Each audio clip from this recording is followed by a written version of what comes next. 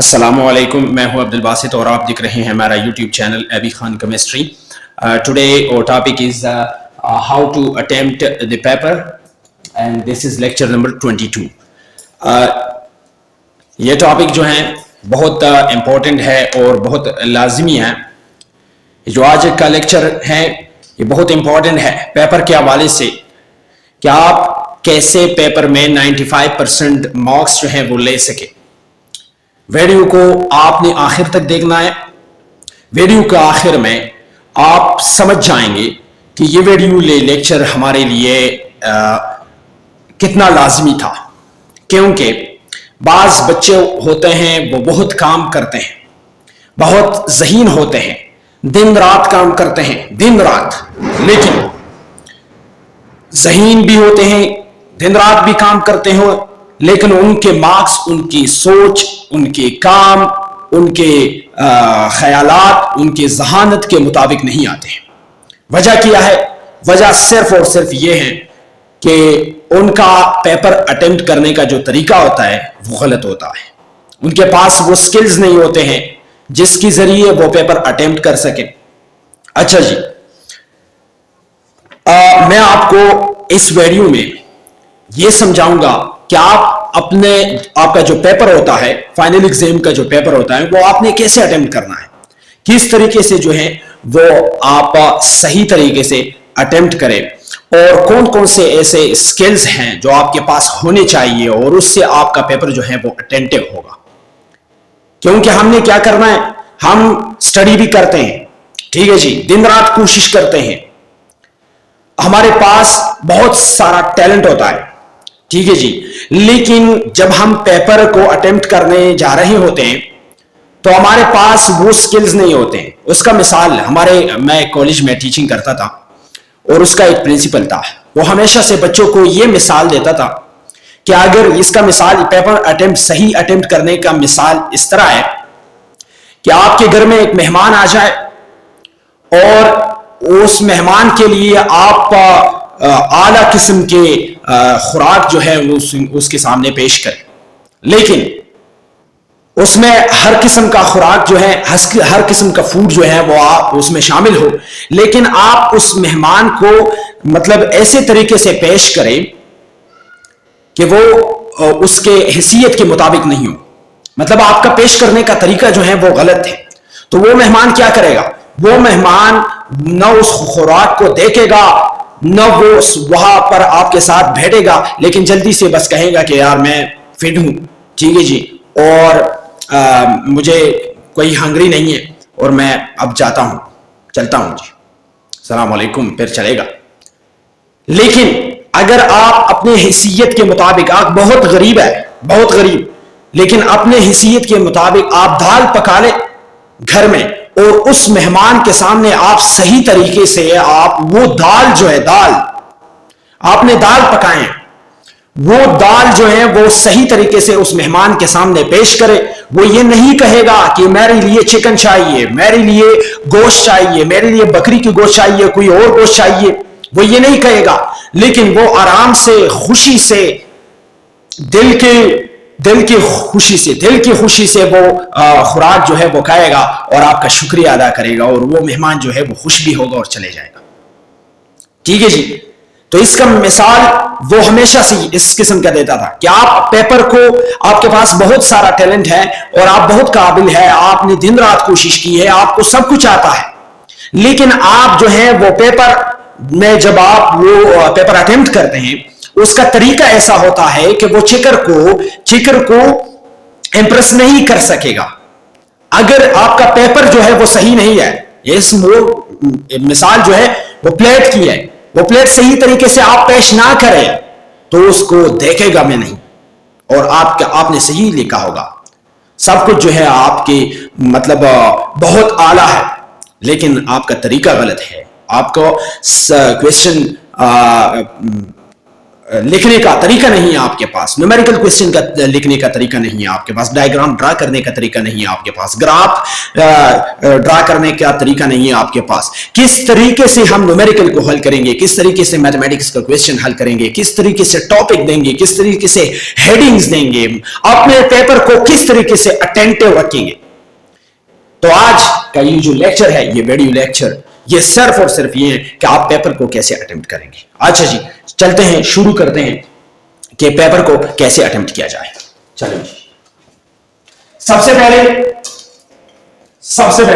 हमारे पास पेपर के लिए टूल्स होनी चाहिए। सबसे पहले टूल्स, और उन टूल्स में शामिल है कि बोर्ड एग्जाम जब आप देते हैं, बोर्ड एग्जाम फर्स्ट ईयर का हो, सेकंड ईयर का हो, 9th का हो, 10th का हो, आपके पास अपने टूल्स होने चाहिए। उन टूल्स में शामिल है कि आपके पास अपने पेन्स हो, ठीक है जी, और पेन्स दो किस्म की, ब्लू और ब्लैक के अलावा आप कोई पेन इस्तेमाल नहीं करें। ब्लू और ब्लैक, ये 2 नंबर आपके पास मार्कर्स होनी चाहिए, मार्कर्स, लेकिन ये भी ब्लू और ब्लैक, ब्लू ब्लैक और कभी कभार ग्रीन जो है वो इस्तेमाल होता है। इस ग्रीन के अलावा कोई भी मार्कर जो है उससे आप लिखाई नहीं करेंगे, ठीक है जी। 3 नंबर पे आता है आपके पास अपना कंप्लीट ज्योमेट्री होनी चाहिए, कंप्लीट ज्योमेट्री,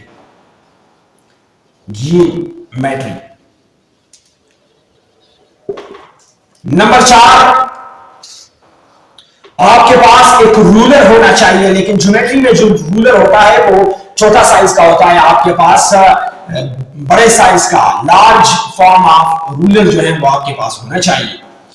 5 नंबर, ये लास्ट वन टूल है और ये आपके लिए भी लाजमी है, पेंसिल,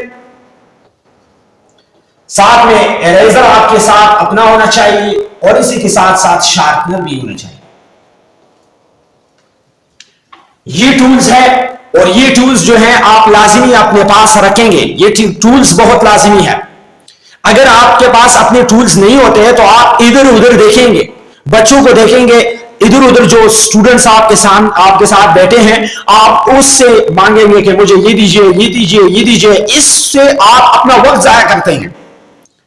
तो आपके पास पेपर अटेम्प्ट करने के लिए सबसे पहले कोई भी पेपर हो, आपका केमिस्ट्री हो, मैथ्स हो, बायोलॉजी है, जो भी है, लेकिन आपके पास अपने टूल्स जो है हर एक पेपर के लिए चाहिए, ठीक है जी। तो ये टूल्स सबसे पहले लाजिमी है और ये आपके पास होना चाहिए। अच्छा जी, इसके बाद क्या आता है, इसके बाद आता है कि आपके पास टूल्स के अलावा अब जो है पेपर की तरफ चलते हैं कि आपका आंसर शीट जो है वो किस तरह होता है।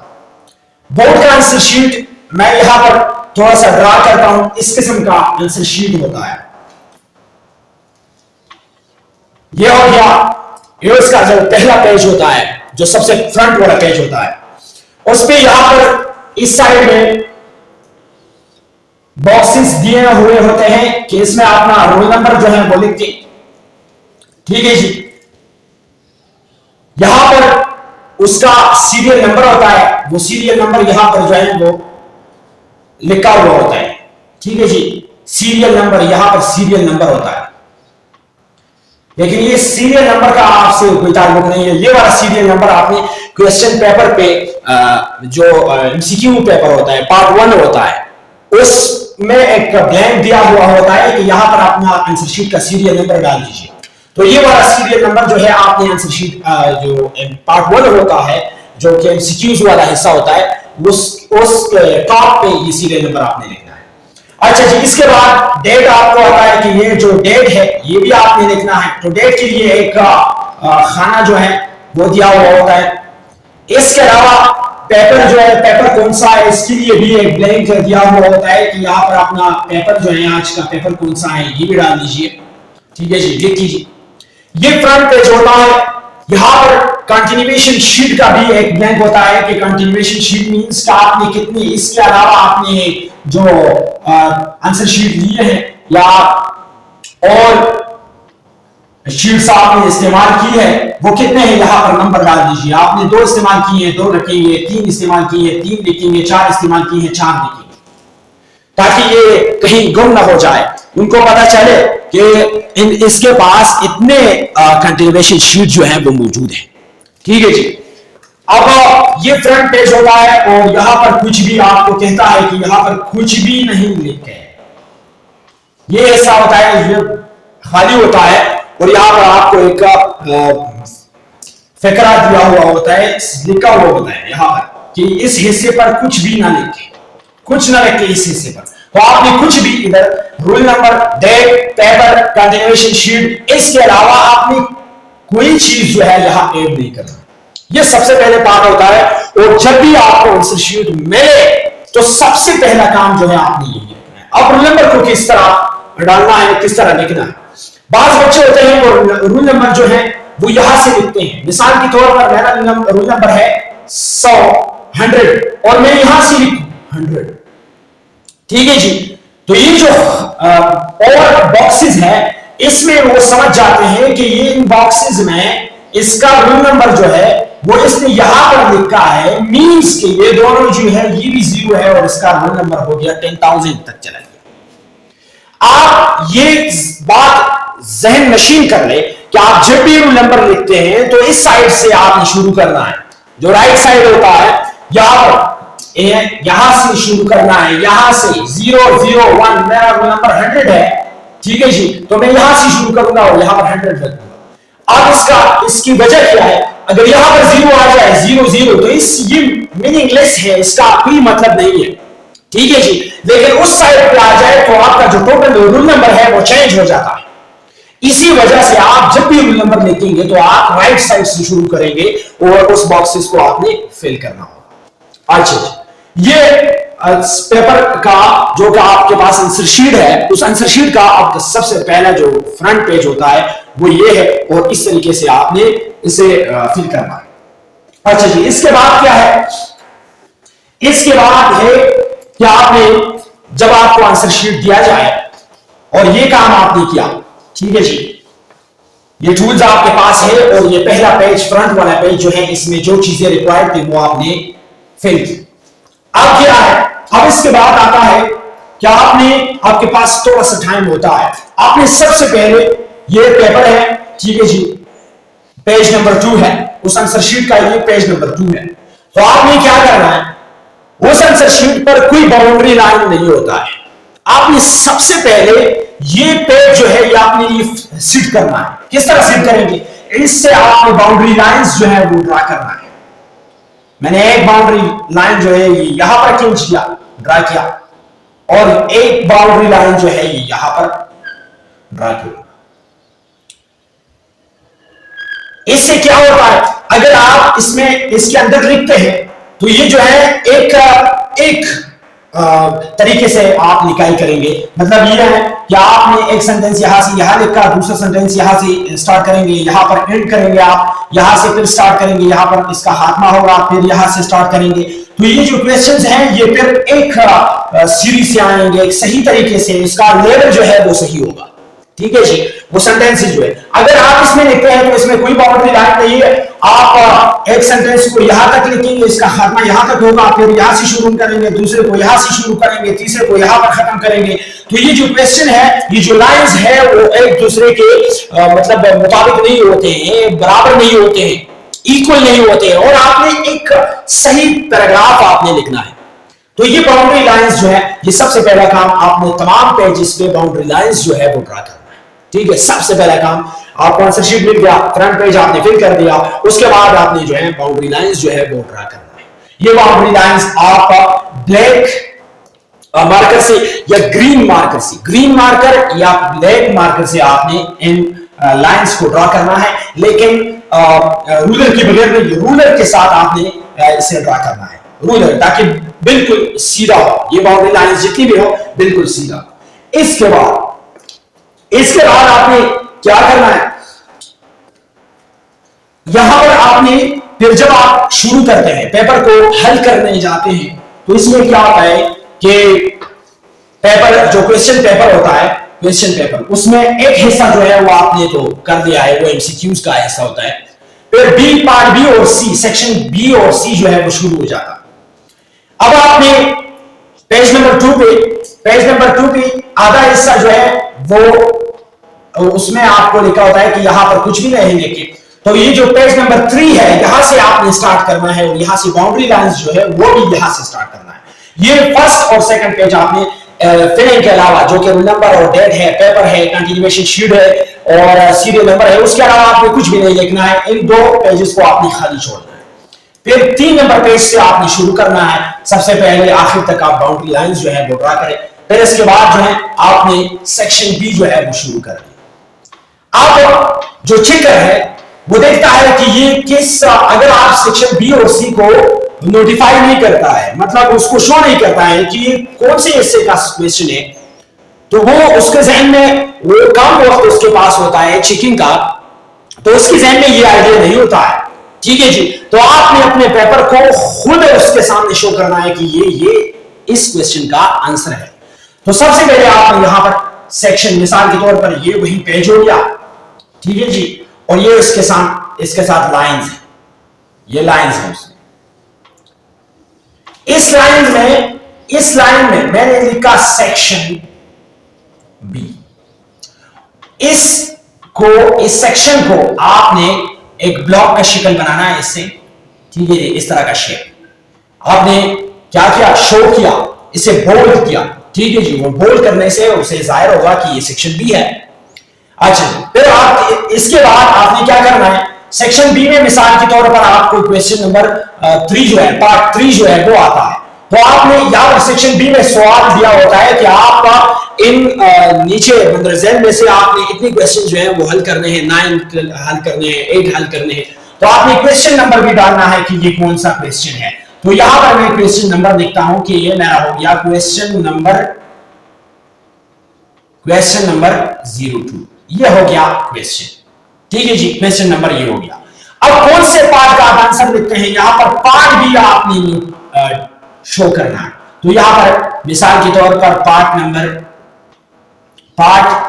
नंबर 2 का मैं आंसर लिखता हूं, ठीक है जी। तो ये 2 जो है ये यहां पर लिखेंगे, शो करेंगे। अब उसको पता चल गया, ठीक है जी, कि ये पार्ट 2 का क्वेश्चन नंबर 2 में, सेक्शन बी में क्वेश्चन नंबर 2 में पार्ट नंबर 2 को जो है वो उसका आंसर लिखता है। तो यहां पर से आपने फिर स्टार्ट करना है और अपने क्वेश्चन, तो ये लाजिमी है, ये चीजें जो है ये लाजिमी है, या आपके पेपर को अटेंटिव करेगा, ठीक है जी। ये उस चेकर को इंप्रेस करेगा कि हाँ जी इसने जो है सही पेपर अटेम्प्ट कर दिया है। अब आपके आंसर में अगर थोड़ी बहुत गलती हो तो वो माफ कर जाता है, ठीक है जी, इससे ये फायदा होता है। अच्छा जी, इसके बाद क्या आता है, इसके बाद आता है क्वेश्चन नंबर, पार्ट नंबर आपने लिख लिया इस तरीके से। अब आपने टॉपिक को कैसे लिखना है, मिसाल के तौर पर बायो का क्वेश्चन है, केमिस्ट्री का क्वेश्चन है, ठीक है जी, कि right the defects of Rutherford atomic model, ठीक है जी, और ये पार्ट नंबर 2 है। मैं यहां पर ये लाइन इसके बाद इससे शुरू करता हूं। आपने मार्कर जो है वो इस्तेमाल करना है। मार्कर आपने लिया, ब्लैक मार्कर आपने लिया, और ब्लैक मार्कर से यहां पर लिखा डिफेक्ट्स, क्योंकि आपने हेडिंग देना है डिफेक्ट्स। अगर आप डायरेक्ट शुरू करते हैं तो उसको पता नहीं होगा कि ये क्या चीज है, ठीक है जी, ये क्वेश्चन या ये जो आंसर है ये किस बारे में है। तो सबसे पहले आपने हेडिंग देना है ताकि उसको पता चल जाए, ठीक है जी, कि ये पॉइंट्स जो है इसने लिखे हैं ये इस टॉपिक के हवाले से। तो defects of Rutherford atomic model मैंने यहां पर लिख लिया, ये मेरा टॉपिक हो गया। अब इस टॉपिक को मैं अंडरलाइन करूंगा, ठीक है जी, ये अंडरलाइन हो गया ये टॉपिक, और इससे ये मिसाल के तौर पर ये टॉपिक जो है ये यहां तक है, यहां पर खत्म हो गया ये टॉपिक मेरा। मिसाल के तौर पर मैं मिसाल देता हूं, यहां पर खत्म हो गया। आपने फिर नीचे ये जो ये वाला लाइन है यहां से आपने स्टार्ट करना है, यहां से, बिल्कुल यहां से, कि द डिफेक्ट्स, यहां पर मैं लिखता हूं the defects of Rutherford atomic model are, और फिर ये लाइन खत्म हो गया। इसके बाद आप सिरे से शुरू करेंगे, the defects of Rutherford atomic model are. अब आपने अपने लाइन जो है वो कंप्लीट करना है, और जहां पर खत्म हो जाए वहां पर आपने फुल स्टॉप लगा के क्वेश्चन को खत्म करना है। मिसाल के तौर पर यहां पर मेरा क्वेश्चन जो है वो खत्म हो गया, ठीक है जी, ये पॉइंट्स मैंने लिखे और ये टॉपिक जो है या ये आंसर जो है ये कंप्लीट हो गया। अब आपने क्या करना है, अब आपने एंडिंग लाइन देना है। एंडिंग लाइन ग्रीन मार्कर से देंगे, ब्लैक से, लेकिन इससे उलट। ये मैं मिसाल की आपने आंसर जो है वो ब्लू पे लिखा, तो इसका जो एंडिंग लाइन है, एंडिंग लाइन वो आपने ब्लैक से ड्रा करने हैं या ग्रीन से, ताकि उसे पता चल जाए कि ये क्वेश्चन जो है ये आंसर ये यहां तक है और यहां के से बाद यहां इन लाइंस, इन एंडिंग लाइंस के बाद जो है दूसरा क्वेश्चन शुरू हो गया है। ठीक है जी, ये याद रखना, ये तरीकाकार है। इस तरीकों को आपने ज़हन नशीन करना है और इस तरीके से आपने क्वेश्चन को या पेपर को अटेम्प्ट करना है। अब इसके बाद सेक्शन नंबर सी है, ये सेक्शन बी है, ये सेक्शन बी का तरीका है। और आपने सेक्शन बी जो है वो कंप्लीट कर दिया, अब सेक्शन सी जो है वो शुरू हो गया। फिर आप यही तरीका दोबारा फॉलो करेंगे, यहां पर सेक्शन लिखेंगे, सेक्शन सी है, इसको ब्लॉक का शक्ल देंगे। ठीक है जी, फिर आपने क्वेश्चन नंबर, वहां पर भी क्वेश्चन जो है वो चेंज है, क्वेश्चन नंबर आप यहां पर चेंज करेंगे। क्वेश्चन नंबर मिसाल के तौर पर यहां पर 3 नंबर क्वेश्चन जो है वो शुरू हो गया। फिर इसमें फिर सेक्शन सी में पार्ट्स होते हैं, ए बी सी पार्ट्स होते हैं। पार्ट नंबर आप कौन सा लिखते हैं, मिसाल के तौर पर मैं पार्ट नंबर ए का आंसर लिखता हूं, पार्ट नंबर ए का। तो आपने उसे शो कर दिया, उसे आसान कर दिया।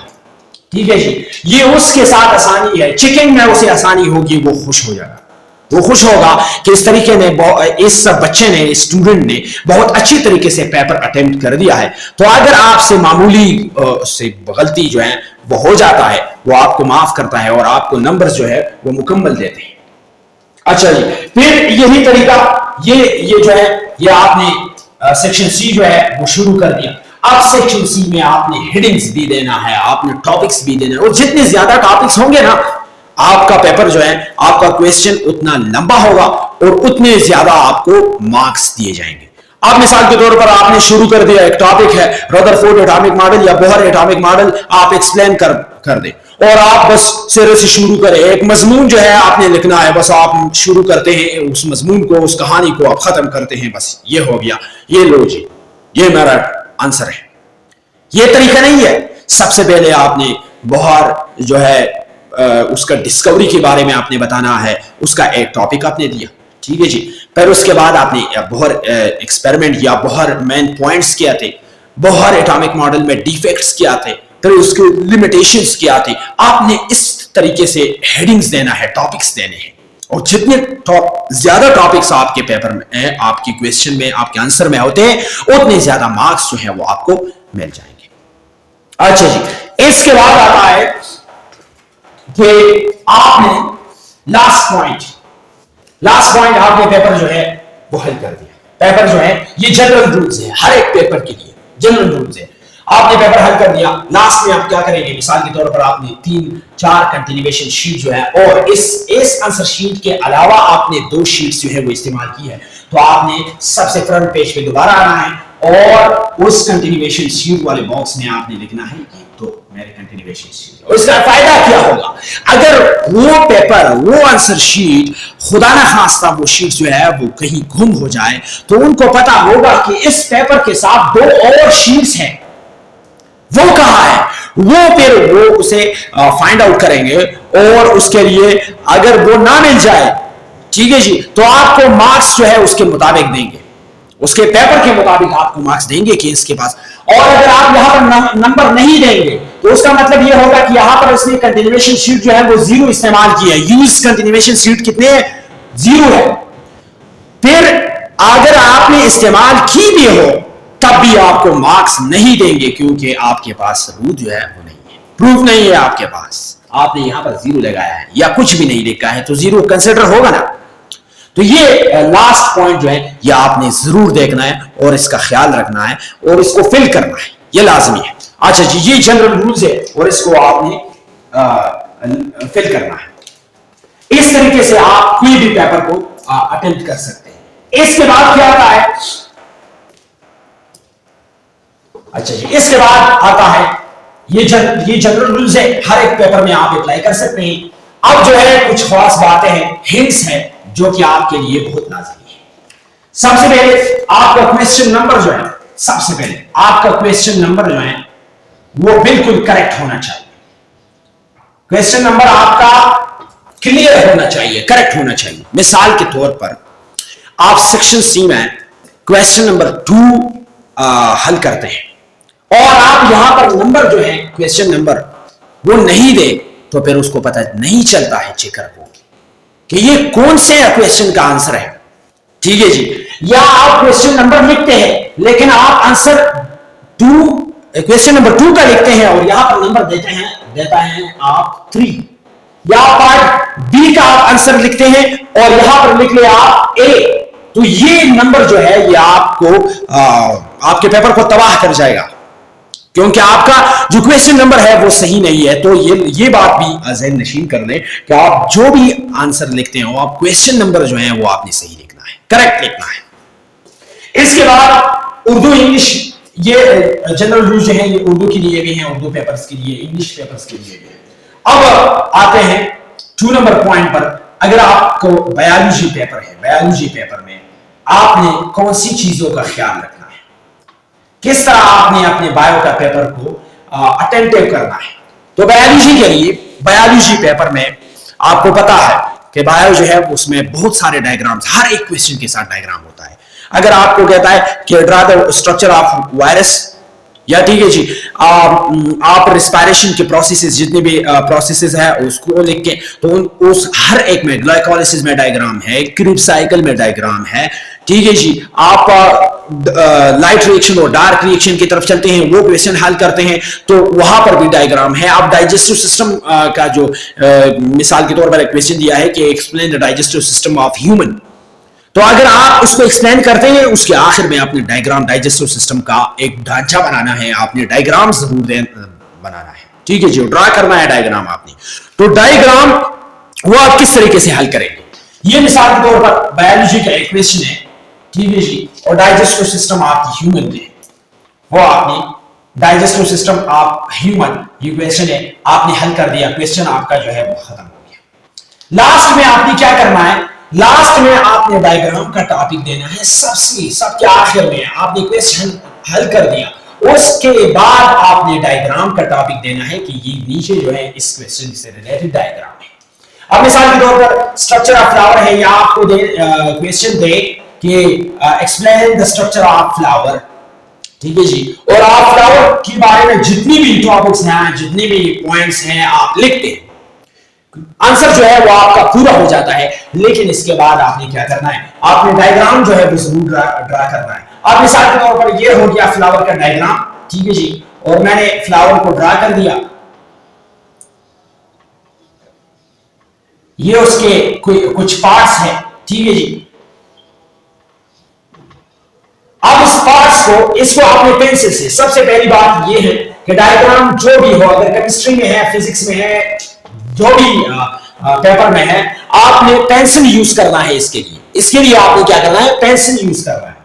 आपने ये डायग्राम ड्रा कर दिया, फिर आपने लेबलिंग करना है, और लेबलिंग आपने किस तरीके से, इस तरीके से नहीं कि ये एक लाइन यहां पर, एक लाइन यहां खींचेंगे, एक लाइन यहां ड्रा करेंगे, एक लाइन यहां ड्रा करेंगे, एक लाइन यहां ड्रा करेंगे, पूरा जो ढांचा है वो आपने खराब कर दिया।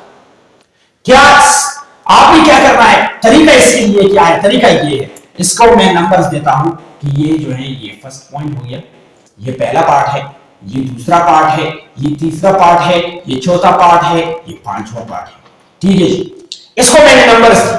अब इसके बाद आएंगे पार्ट्स ऑफ डायग्राम, पार्ट्स जो डायग्राम आपने बनाया है उसके हिस्से हैं पार्ट्स ऑफ डायग्राम, ठीक है जी, ये आपने लेबलिंग किया।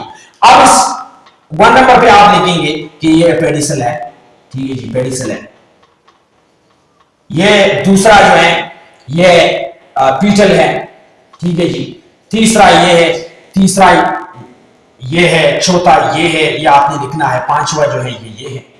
ये पार्ट्स एंड इस डायग्राम में जो आप 1 2 3 से आप लेबलिंग करेंगे, इससे ये डायग्राम जो है ये बहुत अच्छा नजर आता है, ठीक है जी, आपका डायग्राम जो है वो साफ रह जाएगा।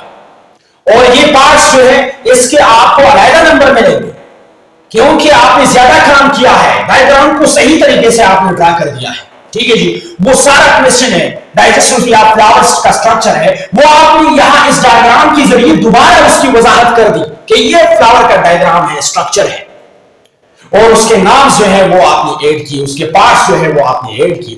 तो अगर उस क्वेश्चन का मार्क्स है 4 मार्क्स है, तो आपको 4/4 जो है वो जरूर देंगे, 4/4 आपको जरूर देंगे, क्योंकि आपने सही तरीके से इस डायग्राम को भी ड्रा कर दिया।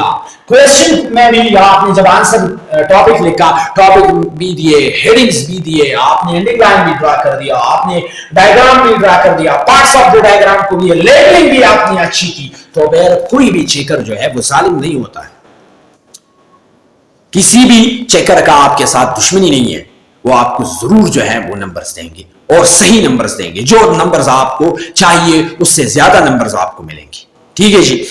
इसके बाद इन डायग्राम्स के बाद केमिस्ट्री में हम क्या करते हैं, अब केमिस्ट्री की तरफ चलते हैं। केमिस्ट्री में हम क्या करते हैं, केमिस्ट्री में बाज वक्त जो है वो फार्मूलाज या रिएक्शंस होते हैं, हम क्या करते हैं। अच्छा जी, चलो शुरू करते हैं। मिसाल के तौर पर हम फार्मूले लिखते हैं केमिस्ट्री में, केमिस्ट्री पेपर के हवाले से बात करता हूं।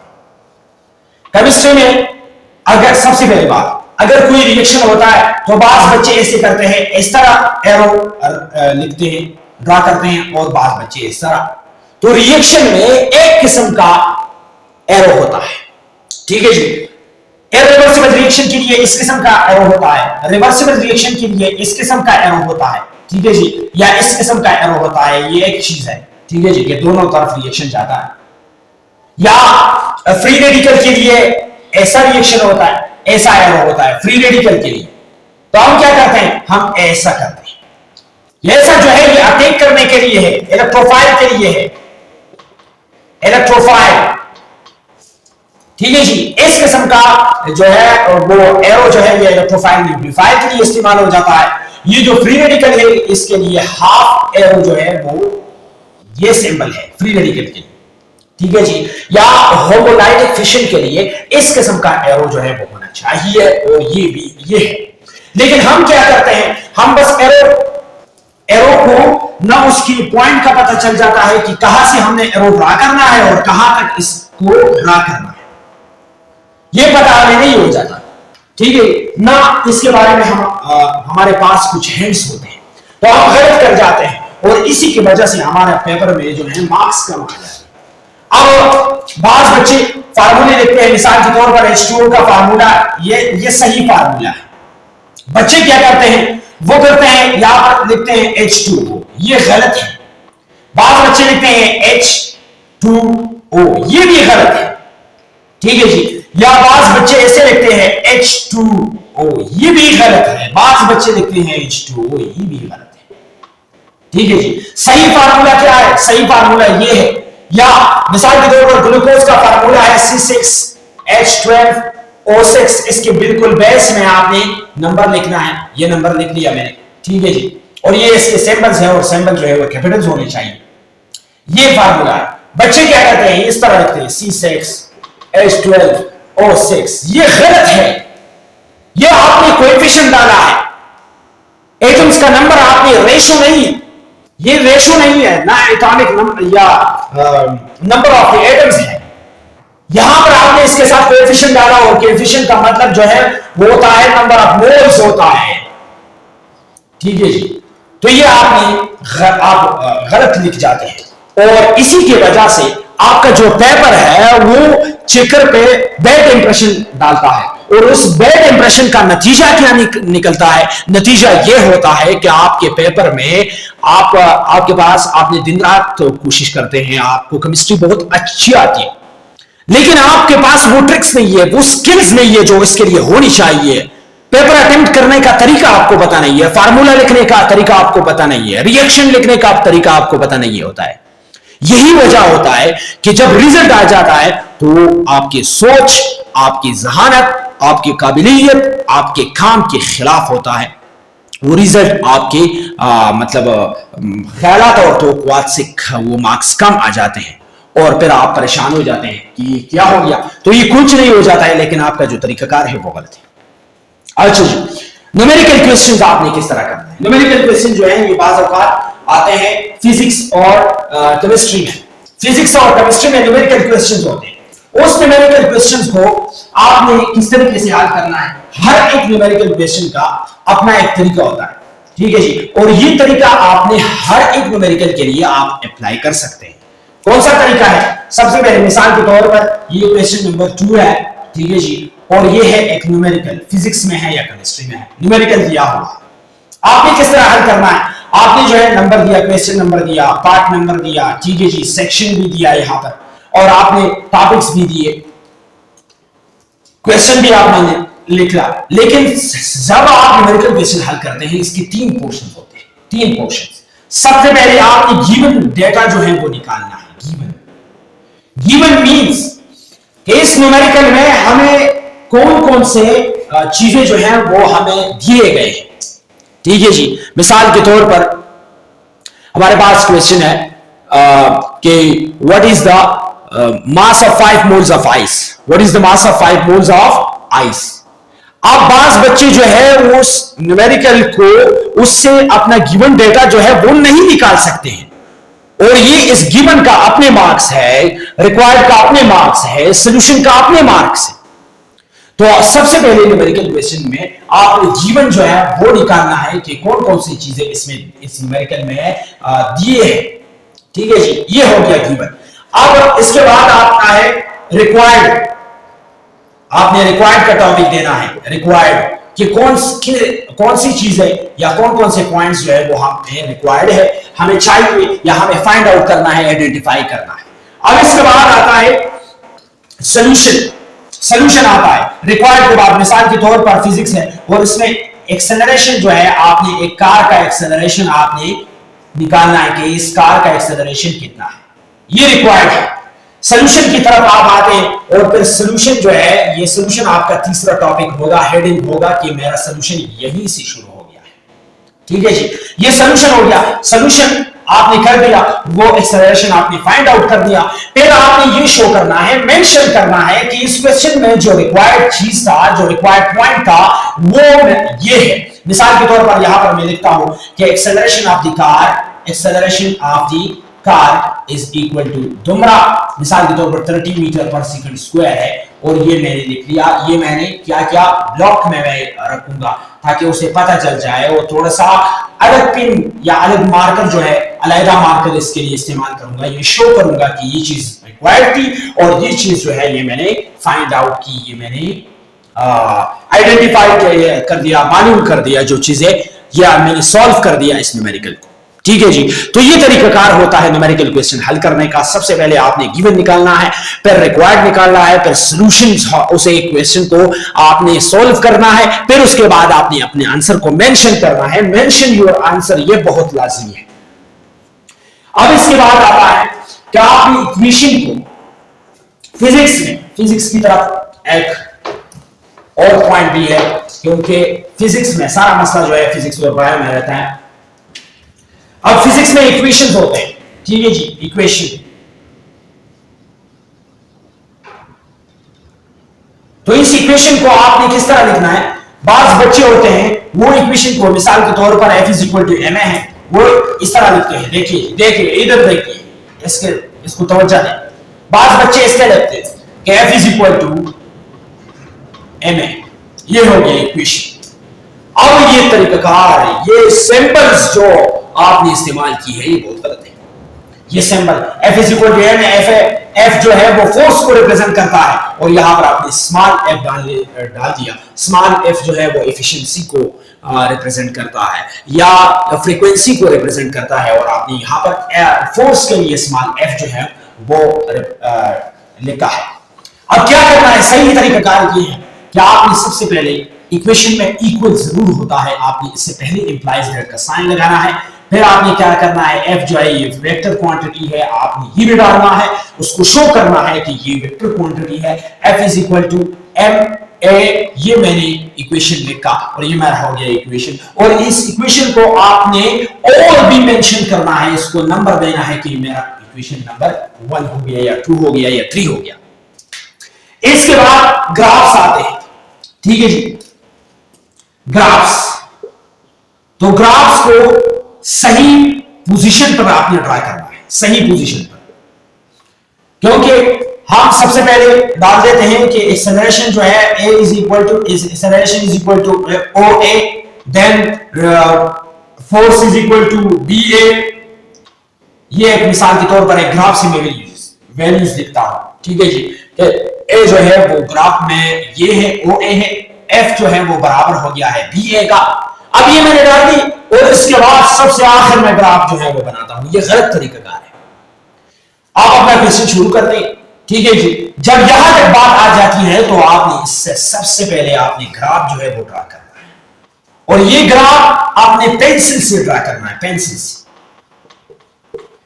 से आपने ग्राफ ड्रा कर दिया। फिर इसके बाद जो है वो जो कुछ आप सोल्व करते हैं, आप मालूम करते हैं या आप इक्वेशन ड्राइव करते हैं, तो इस ग्राफ से आप आसानी से फिर डिराइव कर सकते हैं। तो ये ग्राफ आपने सही तरीके से आपने ग्राफ ड्रा करना है, इस ग्राफ को आपने पेंसिल से ड्रा करना है। ये पेंसिल जो है इससे ये मतलब सही आ जाता है, ठीक है जी। और उस पेपर में, क्योंकि बोर्ड के जो आंसर शीट होते हैं वो बहुत व्हाइट कलर के होते हैं, वहां पर पेंसिल जो है वो शो करता है, आपके जो ग्राफ है वो शो करेगा, ठीक है जी। और पेंसिल सही तरीका है, आपने पेंसिल से, और ये सही भी आ जाता है। आप पेन से अगर ड्रा करते हैं तो ये जो लाइंस है या आप इर्रेगुलर लाइंस ड्रा करेंगे, ठीक है जी, या रैंडम लाइंस आप ड्रा करेंगे। पेंसिल से जो है आप रूलर के जरिए, आप रबर के जरिए आप दोबारा इरेज भी कर सकते हैं। अगर आप पेन से ड्रा करें, मिसाल के तौर पर ये लाइन आपने ड्रा कर दिया और मिसाल के तौर पर आपने ये गलत ड्रा कर दिया, और फिर बाद में आपको पता चल गया कि ये ग्राफ का लाइन है, ये मैंने गलत ड्रा कर दिया है, तो अगर पेन से हो तो आप क्या करेंगे, आप इसको क्रॉस करेंगे, ये क्वेश्चन दोबारा लिखेंगे, ये आपका टाइम जाया करेगा। तो इससे पेंसिल से फायदा क्या होता है कि आपने अगर इस लाइन को गलत ड्रा किया है तो आप रबर के जरिए, इरेजर के जरिए आप दोबारा साफ कर सकते हैं और इस गलती को आप करेक्ट कर सकते हैं, ठीक है जी। तो ये बहुत सारी मिस्टेक्स हो जाते हैं हमसे, तो कोशिश करेंगे कि इन मिस्टेक्स को और इस लेक्चर को सही तरीके से आपने फॉलो करना है। अब लास्ट में मैथमेटिक्स में मैथ्स की पेपर की तरफ आते हैं। ये फिजिक्स में कुछ थे ग्राफ्स वगैरह, इक्वेशंस वगैरह या न्यूमेरिकल क्वेश्चन को आपने किस तरीके से हल करना है, तो ये न्यूमेरिकल क्वेश्चंस हल करने का तरीका था। अब मैथ्स में क्या होता है, मैथ्स में सिंबल्स होते हैं, उस सिंबल्स को हम सही तरीके से यूज नहीं कर सकते। हम क्या करते हैं, जहां राउंड ब्रैकेट की जरूरत होती है वहां हम लार्ज ब्रैकेट्स इस्तेमाल करते हैं, ठीक है जी, या स्क्वायर ब्रैकेट्स इस्तेमाल करते हैं। जहां लार्ज ब्रैकेट की जरूरत होती है वहां हम स्मॉल ब्रैकेट्स को इस्तेमाल करते हैं, ठीक है जी। तो इन ब्रैकेट्स का हमें पता नहीं होता है। सबसे पहले आपने ये याद रखना है और ये अपने जहन में डालना है कि ये राउंड ब्रैकेट्स किस चीज में इस्तेमाल होता है, ये ब्रैकेट्स किस तरीके से इस्तेमाल होता है, और ये इसका फायदा क्या है। इन लार्ज ब्रैकेट्स को हम कहां इस्तेमाल करेंगे, तो ये ब्रैकेट्स या ये सिंबल्स है, इक्वल का सिंबल है, इक्वल का हमें पता नहीं होता है कहां पर इस्तेमाल हो जाता है। इंप्लाइज दैट का साइन जो है, या प्लस माइनस का साइन जो है, ठीक है जी, डिवीजन और मल्टीप्लिकेशन का साइन जो है, इसका हमें पता नहीं होता है। साइन और कॉस का हमें पता नहीं होता है, ठीक है जी, कि इसको कहां लिखना है और किस तरह इसको इस्तेमाल करना है।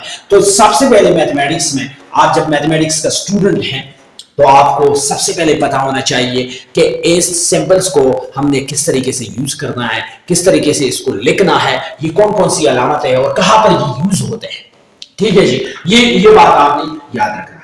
अब करेक्ट ये जो ऑपरेशंस है ये आपने सही तरीके से लिखना है और सही जगह पे लिखना है, जगह लाजमी है, ठीक है जी। इसके बाद आप मिसाल के तौर पर एक क्वेश्चन को हल करते हैं, ठीक है जी। एक क्वेश्चन को मैथमेटिक्स का क्वेश्चन है और ऐसा क्वेश्चन है, मिसाल के तौर पर मैं यहां पर लिखता हूं, एक ऐसा क्वेश्चन है कि a प्लस बी ए, आप इसका प्रोडक्ट जो है वो निकालिए। Find the product of the following two expressions. ये एक्सप्रेशन अलग है, ये एक्सप्रेशन है, और आपको कहता है इसका प्रोडक्ट जो है वो आप मालूम करें, ठीक है जी। आपने शुरू कर दिया, ठीक है जी, सॉल्यूशन शुरू कर दिया, तो आपने इस तरीके से हल करना है। ये इंप्लाइज दैट का साइन जो है ये गलत है यहाँ पर, क्योंकि इंप्लाइज दैट का साइन हम तब लगाते हैं जब इक्वेशन में ऑलरेडी या इक्वेशन में या एक दो इंप्रेशंस के दरमियान इक्वल का साइन ऑलरेडी मौजूद होता है, तब हम इससे पहले इस्तेमाल करते हैं इंप्लाइज दैट का साइन। ये हो गया। अब ये इक्वल है a plus B divide by into a minus B. ये हो गया मेरा क्वेश्चन। अब मैंने किस तरीके से हल करना है, मैंने इसको स्टेप बाय स्टेप हल करना है। मिसाल के तौर पर ये हो गया a square minus A B हो गया, और दूसरा जो है प्लस ए बी हो गया और माइनस बी स्क्वायर हो गया। ये खत्म हो गए, ठीक है जी। यहां पर आ गया a square minus B square और ये मेरा आंसर है, ठीक है जी। तो ये मैंने एक सही लेवल से तरीके से स्टेप बाय स्टेप क्वेश्चन जो है मैथमेटिक्स में स्टेप बाय स्टेप क्वेश्चन पे आपको नंबर्स मिलते हैं, क्योंकि हर एक स्टेप पे नंबर होता है, और अगर आप स्टेप्स जो है वो मिस करते हैं फिर आपको मार्क्स जो है आपका आंसर जो है वो सही होता है, ठीक है जी, लेकिन वो मार्क्स आपको नहीं मिलते हैं क्योंकि आप स्टेप बाय स्टेप क्वेश्चन नहीं करते हैं। और मैथमेटिक्स जो है वो स्टेप बाय स्टेप का नाम है, ठीक है जी। आप एक सही मैकेनिज्म से इस क्वेश्चन को, मैथमेटिक्स के जितने भी क्वेश्चन हैं वो आपको सही तरीके से आपने हल करने हैं। अब रूलर्स जो है लाइंस के लिए पेपर में ये याद रखना, जो भी लाइन आपने ड्रा करना है, लाइन किसी भी किस्म का लाइन आपने ड्रा करना है, आपने यूज रूलर, रूलर आपने इस्तेमाल करना है। लाइंस ड्रा करने के लिए आपने रूलर इस्तेमाल करना है, ठीक है जी। और इसी के साथ साथ आपने कंपास, आपके पास कंपास होना चाहिए। मैंने आपको कहा आपके पास कंप्लीट ज्योमेट्री चाहिए, तो इसमें एक कंपास होता है। कंपास आपने सर्कल्स वगैरह के लिए, सर्कल्स के लिए या ट्राइंगल्स के लिए या कोई भी चीज हो, लेकिन वो अगर कंपास से ड्रा हो जाता है, ठीक है जी, या कंपास के जरिए ड्रा होता है, तो आपने कंपास ही यूज करना है। आपने इधर उधर की चीजें जो है वो इस्तेमाल नहीं करनी है। अच्छा जी, और ये बात भी याद रखना कि आपने हर किस्म की लाइन के लिए सिवाय एंडिंग और बाउंड्री लाइंस के अलावा अगर आपने ग्राफ्स ड्रा करना है, आपने डायग्राम ड्रा करना है, आपने कोई इशारा देना है, ठीक है जी, तो आपने उसके लिए क्या करना है, यूजिंग पेंसिल, आपने पेंसिल इस्तेमाल करना है, ठीक है जी।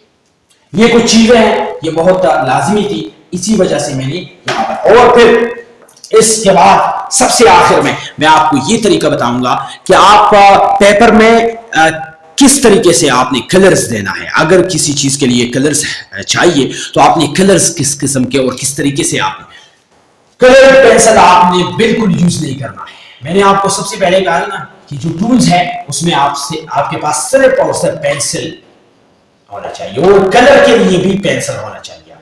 अगर आप डायग्राम को कलर करते हैं या शेड करते हैं, ठीक है, लिए शेडिंग के लिए या कलरिंग के लिए आपने पेंसिल इस्तेमाल करना है। और किस तरह इस्तेमाल करेंगे, इसका इस्तेमाल जो है, मिसाल के तौर पर ये एक सर्कल है और इसको मैं कलर करता हूं, तो पेंसिल कलर्स जो है, कलर पेंसिल जो होते हैं वो आपने बिल्कुल यूज नहीं करना है, ठीक है जी। आपने क्या करना है, आपने पेंसिल को सबसे पहले शॉर्प करना है, फिर आपके बाद मैंने बताया ना ये सर्कल है, इसको मैं क्या करता हूं, कलर देता हूं। आपने पेंसिल शॉर्प करना है, फिर आपने पेंसिल को इस तरह जो है आपने इस तरह हाथ में इसको फिट करना है। ये मैंने दिया इसकी पेंसिल से ये मार्कर है, इसी वजह से ये सही नहीं होता है, लेकिन पेंसिल अगर आप पेंसिल से इसको इस तरह कलर देते हैं, शेड करते हैं, ठीक है जी, मैंने शेड कर दिया, ये शेड हो गया, ठीक है जी। लेकिन पेंसिल को इस तरह नहीं, इस तरह आपने पेंसिल को नहीं यूज करना है, आपने इस तरह पेंसिल को यूज करना है, यूं इस तरीके से आपने पेंसिल को अपने हाथ में रखना है, फिर इसको इस तरह आपने शेड कर दिया, हल्का हल्का से लाइट से आपने पेंसिल को यूज करना है यहां पर शेडिंग के लिए। फिर इसके बाद आप क्या करेंगे, अगर आपके पास कोई कपड़ा है, आप टूल्स में अपने पास एक कपड़ा जो है, क्लॉथ जो है या रोमाल जो है, ठीक है जी, वो आपने अपने साथ रखना है। उसका फायदा क्या होगा, सबसे लास्ट में आप इस तरह करें कि इस कपड़े के जरिए आप इस कपड़े को इसके ऊपर जो है इसको सही मैंने मिसाल के तौर पर यहाँ पर मेरे पास ये कपड़ा है और मैं इसको इस तरीके से इस पे दोबारा से इसको कोशिश करता हूं कि यहाँ पर जो है जो जगह बगैर शेडिंग के रह गए हैं वो हो जाए, कलर हो जाए, शेड हो जाए, तो उस कपड़े का फायदा क्या होगा? मैंने इस कपड़े के जरिए इसको शेड कर दिया, इसको दोबारा से उस लाइन पे या उस सर्कल पे दोबारा इस कपड़े को रखा, ठीक है जी, यूज किया। उसकी यूज से, उस कपड़े के इस्तेमाल से क्या होगा कि वो जो कलर शेडिंग है वो बहुत सही होगा और वो आपके क्वेश्चन को खराब नहीं करेगा। मतलब वो दूसरी साइड पे नहीं जाएगा। उस जो आपके अपनी क्वेश्चन, मिसाल के तौर पर आपने डायग्राम यहाँ पर ड्रा किया है और शेडिंग भी यहाँ किया है, और ये मिसाल के तौर पर इस तरह इस दूसरे पेज से इस किस्म की हालत में आ गया, तो ये जो आपने सारा शेडिंग किया है ना, ये इस पेज पे आएगा और आपके राइटिंग को या आपके और क्वेश्चन को नुकसान पहुंचाएगा। ठीक है जी, तो इससे आपने बिल्कुल गुरेज करना है कि आपने पेंसिल के अलावा कोई और कलरिंग पेंसिल जो है वो आपने यूज नहीं करना है। इस तरीके से आपने शेडिंग करना है और इन टिप्स को आपने फॉलो करना है। ठीक है जी, वीडियो को आखिर तक देखिए, इसमें आपके लिए बहुत बहुत मतलब पेपर अटेम्प्ट करने में आपको आसानी होगी। आपका पेपर जो है वो अटेंटिव होगा, वो चिकर जो है वो इससे इंप्रेस्ड होगा, और आपके मार्क्स जो है इंशाल्लाह इन टिप्स को, इन हिंट्स को फॉलो करके आपके जो मार्क्स है वो आपके तवक्कुआत, आपकी जहानत, आपके काम और आपकी काबिलियत और आपके तवक्कुआत से ज्यादा होंगे इंशाल्लाह। Best of luck till the next video.